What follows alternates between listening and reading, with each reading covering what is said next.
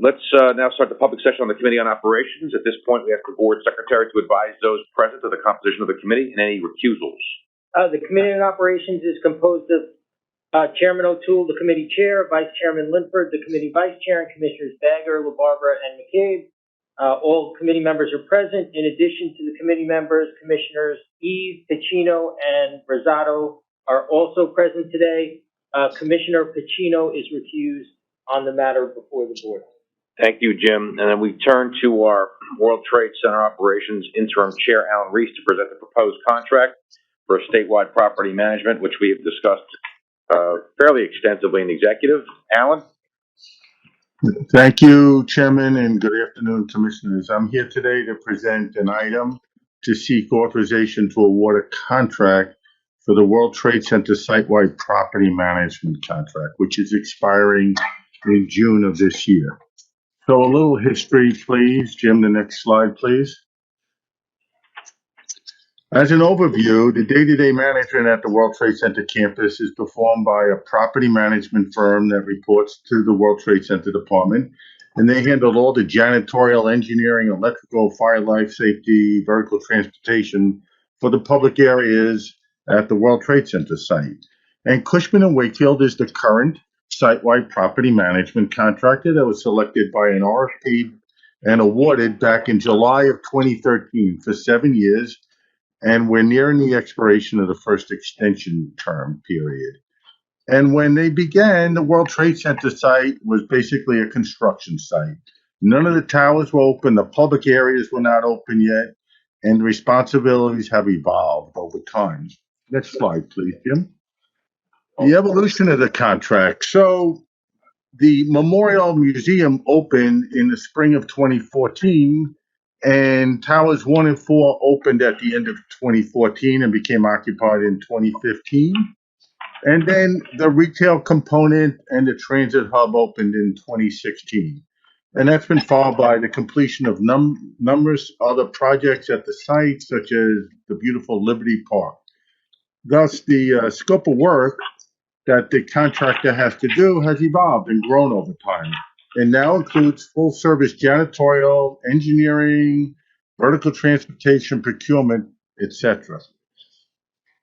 And we implemented an agency-wide asset management and inventory control system called Maximo. So can I have the next slide, please?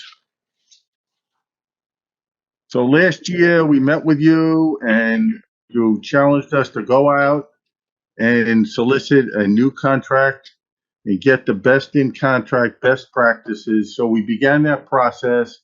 We looked and benchmarked against other government entities like the MTA and GSA and private sector, and we developed recommendations between May and September. We went out and gauged the market's interest through a request for information last summer. Then we issued a request for proposal to the marketplace publicly in September of 2020.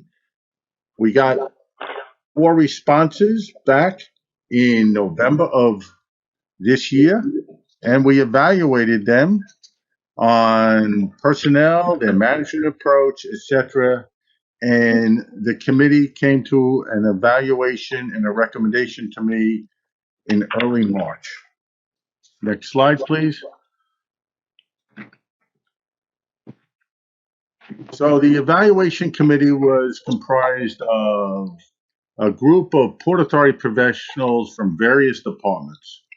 The recommendation of this committee was unanimous to me. The criteria on which the evaluation was based, which was in the RFP, was the administrative and property management approach by each firm, the depth and quality of the firm's experience, the personnel qualifications and experience of the team proposed, and the technical and ancillary services approach. Those are the subcontractors, like the cleaning contractor or the fire alarm contractor.